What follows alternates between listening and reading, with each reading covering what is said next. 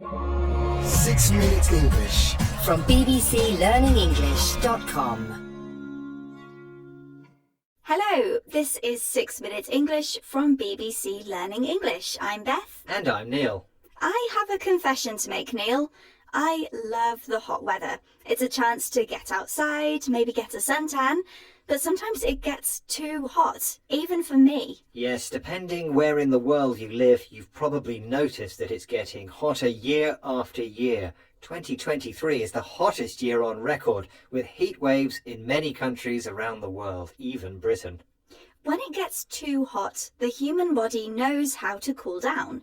It sweats, passing salty water, called sweat, through the skin to lose heat. But unlike the body, houses don't know how to keep cool. And in hot parts of the world where air conditioning is unavailable or unaffordable, this is a real problem. In this programme, we'll be hearing about an innovative new idea for keeping houses cool in one of the hottest countries on Earth, India. And as usual, we'll be learning some useful new vocabulary as well. But before we hear more about this sweaty subject, I have a question for you, Neil.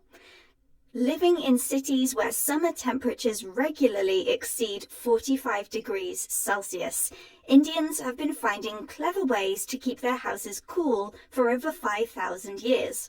One of them is called jali. But what exactly is it?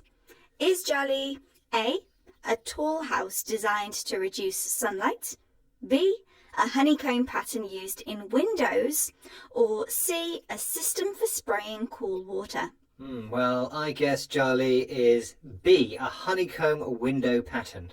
OK, Neil. We'll find out the answer later in the programme. In May 2022, the temperature in Uttar Pradesh, the largest state in North India, reached 49.2 degrees Celsius. Roshni Devaka is a consultant for the Mahila Housing Trust, an NGO helping poor Indian women to heat-proof their houses. These women often work from home while their husbands are out in the heat working on construction sites. Here, Roshni describes a typical house to BBC World Service programme People Fixing the World. They live in a small one-bedroom house with no windows, no natural ventilation. They don't necessarily have illegal electric connections, and even if they do, they don't have electricity 24 hours a day. There are power cuts, especially in the summer months. Many of them have tin roofs, which of course will really heat up. Health gets affected because their health is affected. Their livelihood gets affected because they're daily wage earners. If you don't work, you don't earn. Many of the houses have no window, so there's no ventilation, the movement of fresh air around a space. Air conditioning needs electricity, which most families can't afford, and even those who can experience frequent power cuts, periods when the supply of electricity is stopped. In this heat, sickness is common. Often the men can't work, which is a problem because they are the daily wage earners, someone who earns money on a day-to-day basis, meaning that they will receive no money if they cannot work. Families spend most of the day outside in the street, and at night it's still too hot to sleep, even on the roof. But fortunately, Roshni has been working on a clever cool roof solution: white paint. Painting reflective anti-solar white paint on the roof can reduce room temperatures by up to 4 degrees.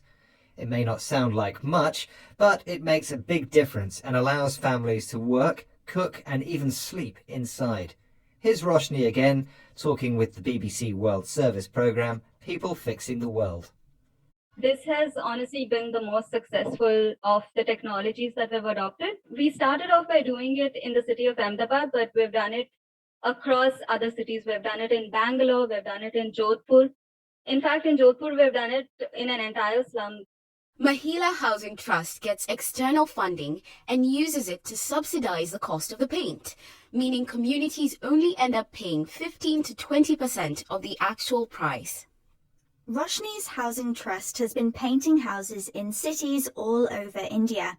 In Jodhpur, a city on the edge of the Thar Desert, they painted an entire slum, a poor and crowded area of a city with very bad housing conditions. What's more, the trust subsidises the paint, meaning they pay part of the cost. so even the poorest families can afford it.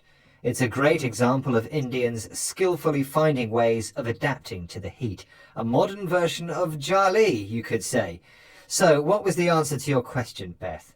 Was my idea that Jali is a honeycomb pattern used for windows correct? It was the correct answer. Jali is a honeycomb design with many small holes set into wooden or stone windows. The small holes keep out the sunlight and cool down the air coming in. Okay, it's time to recap the vocabulary we've learned in this program, starting with sweat, passing salty water through the skin to stay cool.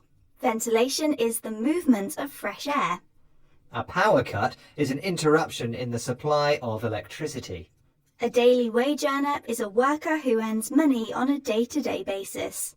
A slum is a very poor and crowded area of a city. And finally, if you subsidise something, you pay part of its cost. Once again, our 6 minutes are up. Goodbye for now. Bye. 6 Minute English. From bbclearningenglish.com.